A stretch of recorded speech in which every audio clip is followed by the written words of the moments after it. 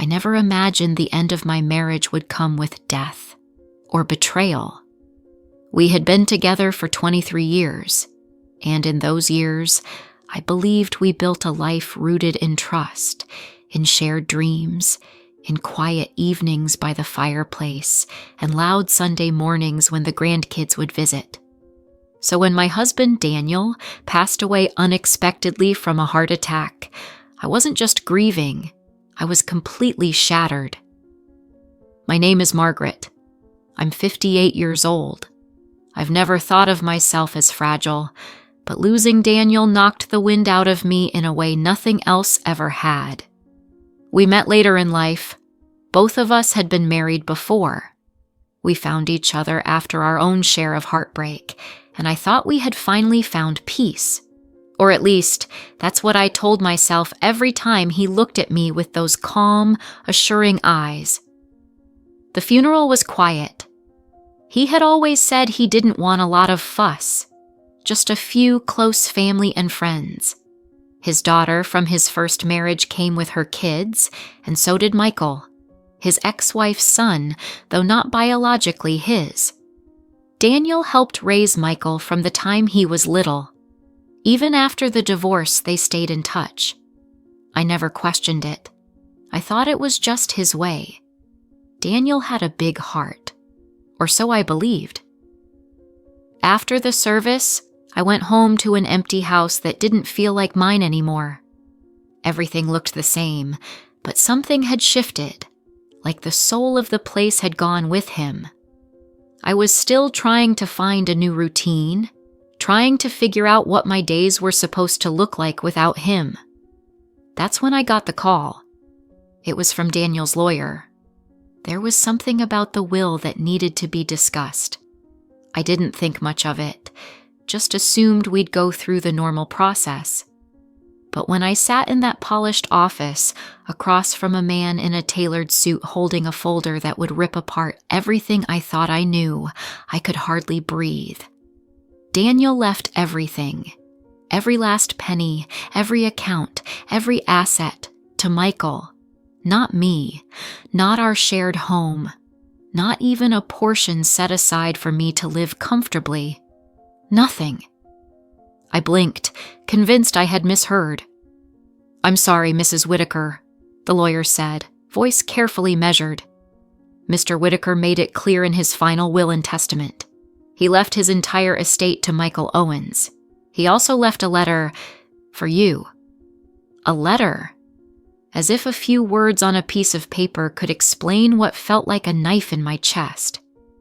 I took the letter and left the office, my hands trembling the whole way home. I sat on my sofa, the paper resting in my lap for over an hour before I had the courage to open it. Margaret, you have to believe that I loved you. Truly. I know what I've done may not make sense now, but I had my reasons. Michael, he needed this more than you ever will. You're strong, and you'll find your way. Please forgive me. Love, Daniel. That was it. No explanation. No justification. Just a few vague lines and the assumption that I'd be okay. The betrayal didn't hit me all at once. It crept in slowly, like a leak in the roof during a storm. At first, it's a trickle. Then it's dripping everywhere, soaking into everything you thought was dry and safe.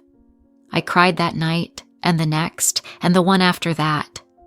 But not just from grief, from the aching realization that maybe the man I loved had kept more from me than I ever knew. The days after were a blur. I went through motions, making tea I didn't drink, folding laundry I hadn't worn. I avoided calls, even from my sister who kept checking in. I couldn't face anyone. Not yet. Then, about a week later, Michael showed up. I hadn't seen him since the funeral. I was still in my bathrobe, hair a mess, face puffy from another sleepless night. I almost didn't open the door. But something about the way he stood there, hands in his pockets, shoulders hunched like a boy who'd been sent to the principal's office, made me pause. I wanted to talk, he said. I didn't invite him in. I didn't need to. We ended up sitting on the porch, the afternoon sun casting long shadows across the steps. I didn't know he left me everything, he started. I swear, Margaret, I didn't ask for it. I didn't expect it. I thought he'd split things. It wasn't planned. I just needed to be near him. Or maybe I needed answers. I stood at his grave, my coat wrapped tightly around me, the wind tugging at the edges. My fingers brushed the cold stone. I felt empty, but then I whispered something. Just one sentence. A sentence only Michael would understand. And I didn't say it to hurt him. I said it because it was the truth, buried deep beneath the pain. That one sentence changed everything. But what happened after? I could have never expected. I hadn't meant to go there that night, the cemetery. But sometimes, when your heart is heavy and nothing feels real, you just move.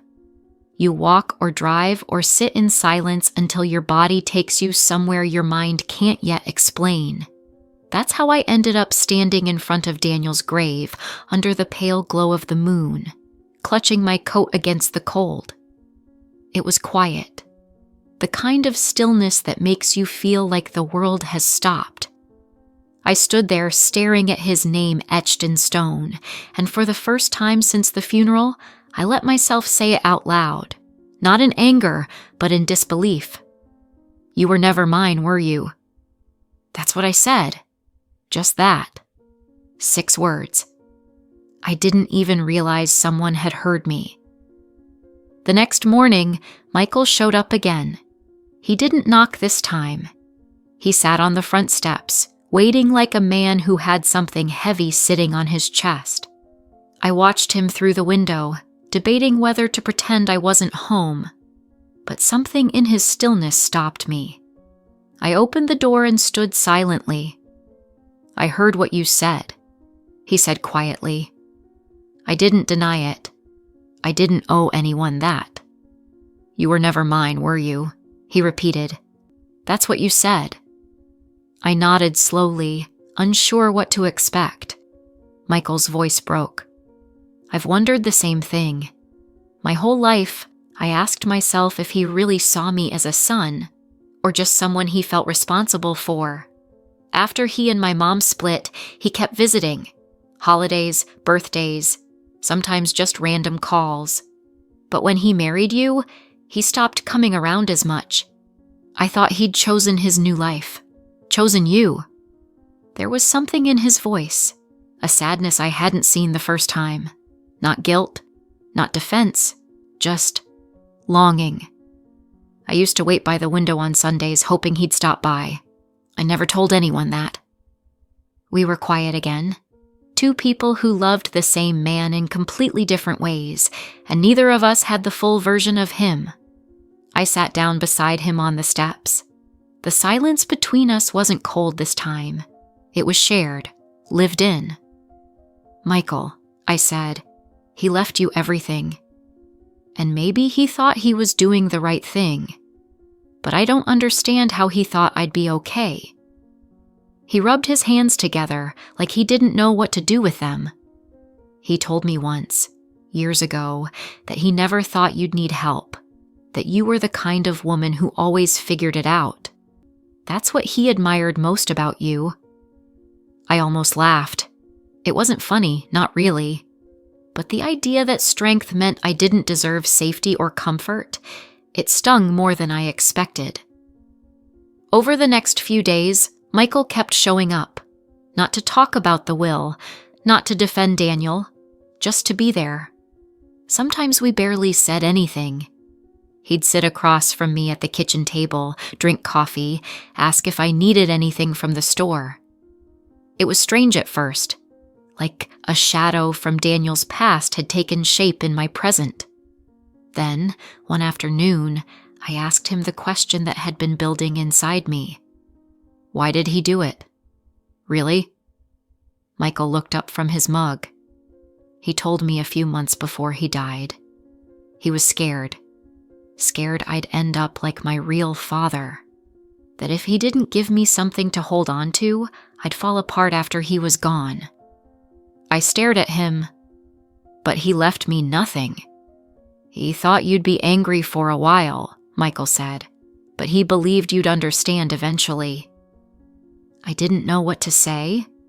I didn't know if I'd ever understand it. That night, I sat at my dining room table and opened a drawer I hadn't touched since the day after the funeral. It held a photo album, one I made years ago, full of memories Daniel and I shared. Our vacations, our garden, lazy Sunday breakfasts, page after page of smiles and warm light. But somewhere in the back, tucked behind the last photo, was a card I had forgotten about. It was from our 5th wedding anniversary. Daniel had written, "You gave me the second half of my life, the calm I never knew I needed." I clutched the card and cried, because that was the part no one else saw. The way he held my hand when I was anxious. The way he always left the porch light on if I came home late. He wasn't a perfect man. A few days later, I got a call from Daniel's lawyer again. This time, it wasn't about the will. It was about a separate trust. Something Daniel had set up 5 years ago. A small one. Unrelated to the estate. The lawyer had only just discovered it in the mess of files Daniel left behind. It was for me. Not much, but enough. Enough to stay in the house. Enough to keep the lights on without worry. Enough to feel like I hadn't been completely erased. Inside the trust's folder was a second letter. "Margaret, I knew you wouldn't need it, but I wanted you to have it. I didn't tell anyone, not even Michael, because I didn't want this to be about money. I wanted it to be about trust. You always saw through me, always loved me without asking for more. Thank you. Forever yours, Daniel." That night, I sat outside again, watching the stars from the back porch. Michael came by. I handed him the letter. When he finished reading it, he looked at me with tears in his eyes. "I didn't know," he said. "I didn't either," I replied. He nodded. "But I think I'm starting to." And so was I. Slowly, painfully. I was beginning to understand the man we both lost. But there was still one thing I hadn't told Michael. Something Daniel said to me years ago. Something that would change how he saw everything. I had held on to it, unsure if it mattered anymore. I didn't realize how much it would matter until I finally said it out loud. And when I did, everything began to unravel. It was a chilly morning, the kind that crept into your bones no matter how many layers you wore. Michael and I were having coffee in the kitchen. The silence was comfortable now, familiar. There were no more awkward pauses, no pretending we weren't both hurting in our own ways. I kept staring at him, watching the way he stirred his coffee absent-mindedly. I knew it was time. I'd carried the weight of that memory for years, unsure what to do with it. But now, after everything, after the will, the trust, the grave, the silence, I realized it wasn't just mine to carry anymore. "Michael," I said softly, "there's something I've never told anyone." He looked up, eyebrows raised. "What is it?" I took a long breath. Years ago, Daniel and I had a conversation. We were sitting out on the back porch, just the two of us. It was after your high school graduation, I think. He'd gone to the ceremony alone because I had to work. I asked him how it went. Michael's eyes narrowed, unsure where I was going. He said, "He didn't see me there, but I saw him, and I cried like a fool, because he looked just like me when I was his age. Same walk, same way he clenched his fists when he was nervous." I paused, letting the words settle. Then he said something I've never forgotten. He said, "Sometimes I wonder if he's mine, Maggie. I never asked for a test, but there are moments I just know, and I don't want to ruin it by finding out. Michael's breath caught in his throat. I watched him closely. I didn't know what to say to him. I asked if he wanted to talk to your mother. He shook his head and said, "No. It doesn't matter. He's mine where it counts." Michael leaned back in his chair like someone had knocked the wind out of him. He never told me that. I think he was afraid to. Maybe he thought if he said it out loud, it would open something he wasn't ready to face. His voice was low. My mom never mentioned anything. She always said my real father disappeared before I was born. I nodded. That may be true, but Daniel loved you like a son. Maybe more than he let on. Maybe he really believed you were his blood. Maybe that's why he did what he did with the will.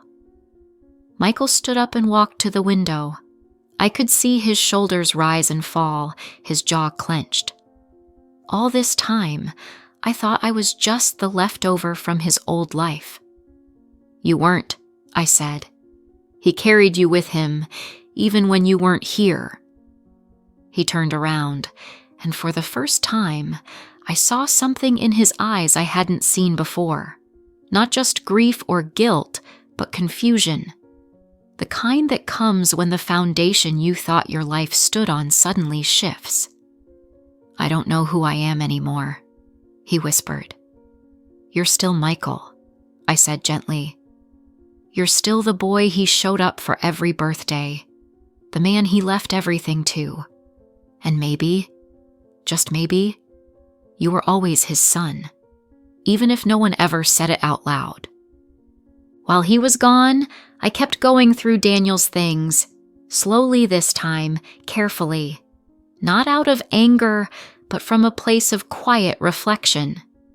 I found old letters, scribbled notes, even a few receipts from toy stores dated back to when Michael was a child. Tucked into one envelope was a photo I'd never seen before. Daniel holding a toddler with messy curls and chubby cheeks. The back read, "My boy, summer '89. I cried again. Because that's the thing about grief. It's never just about loss. It's about all the things left unsaid. The unfinished conversations, the love that was given quietly, without grand gestures. When Michael came back a few days later, I could see something had changed in him. He looked older somehow, more grounded. She doesn't know, he said as he sat down across from me. Or at least, she says she doesn't. She swears Daniel wasn't the father, but when I told her what you said, she got quiet. Then she said, "It doesn't matter anymore, does it?" "No," I agreed. "It doesn't." Michael pulled something from his coat pocket, a small black box. "I want you to have this." I opened it slowly. Inside was a locket. Simple, silver, slightly worn. I recognized it immediately. "He used to wear this on a chain," I whispered. "He gave it to me when I turned 20, told me it belonged to someone special. I think he meant you." Inside the locket was a tiny photo. One side held my face, young, bright-eyed, back when we first got married. The other side was a baby picture I didn't recognize. "That's me," Michael said quietly. For a long moment, I couldn't breathe. The weight of everything pressed down on me all at once. "He loved you," I said. In his own complicated way, he loved both of us. We sat there side by side, holding the locket between us like it was the last piece of a puzzle we'd been trying to solve together. And maybe it was. But the story wasn't over. Because just when I thought I had made peace with everything, a knock came at the door that changed everything once again. Not from Michael, not from a lawyer, but from someone I never expected to see. I opened the door slowly, unsure who'd be standing there. The sun had already begun to set, casting a long orange shadow across the porch. An older woman stood quietly, holding her purse tightly in both hands. Her face was familiar, but it took me a few seconds to place her. "Margaret?" she asked softly. "Yes," I answered cautiously. My name's Elaine. I was Daniel's sister." I blinked. Daniel had a sister? In all our years together, he never once mentioned her. She looked like him, though. Same eyes, same way of standing, like the world had worn her down a bit, but not broken her. "I'm sorry to just show up like this," she said, "but I heard about Daniel through a friend. After everything. I didn't know he'd passed." I stepped aside, motioning her in. I wasn't sure what to feel. Curiosity, confusion, even a little suspicion. But something in her eyes told me she wasn't here to stir anything up.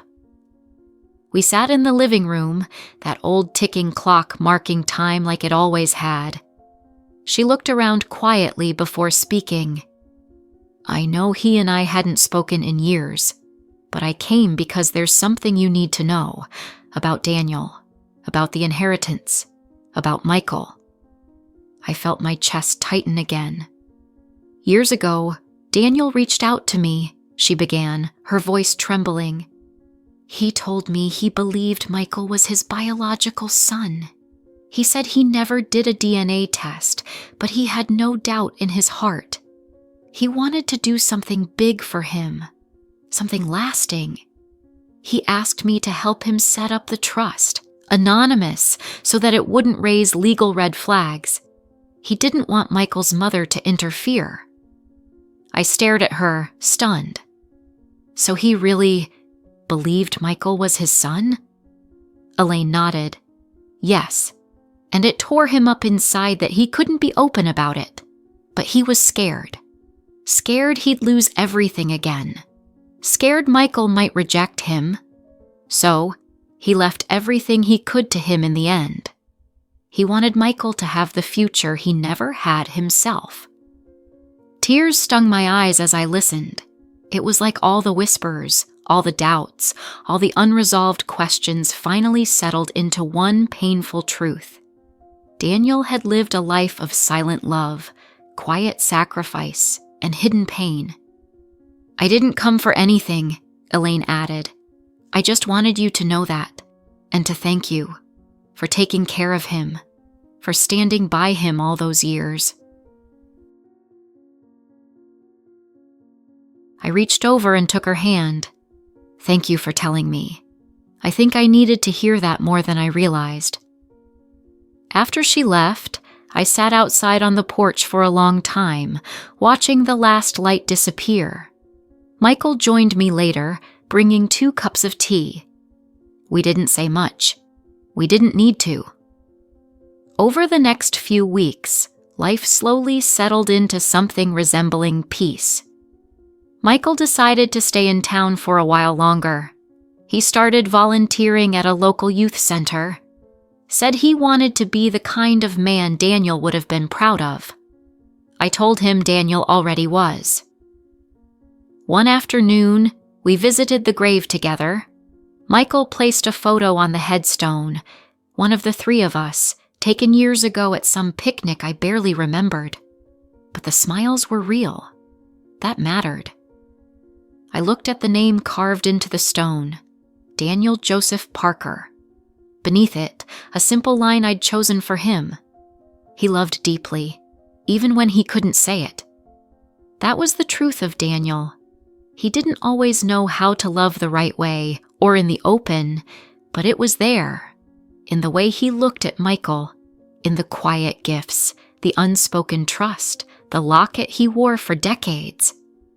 As we stood there, I finally felt something I hadn't in a long time. Peace. Michael turned to me and asked, "Do you regret anything?" I smiled faintly. "Of course I do. That's what love leaves behind sometimes, regrets, what ifs, but also understanding and hope." We stayed a while longer before heading back home. The wind had picked up, but it didn't feel cold anymore. Just alive. That night, I sat in the quiet of my living room, The old photo albums spread out before me. I smiled at the memories, some sharp, some blurry, all of them pieces of a life filled with heartbreak, yes, but also kindness, second chances, and truths that took time to surface. In the end, I learned something simple, something powerful. Love doesn't always look the way we expect. Sometimes it hides behind pain. Sometimes it takes years to make sense. But when it's real, it never disappears. It stays. In the quiet, in the people we leave behind, and in the words we finally dare to speak when it matters most. If you felt something in this story, I'd love for you to like, subscribe, and join me for more stories that touch the heart. Because sometimes the smallest truths make the biggest difference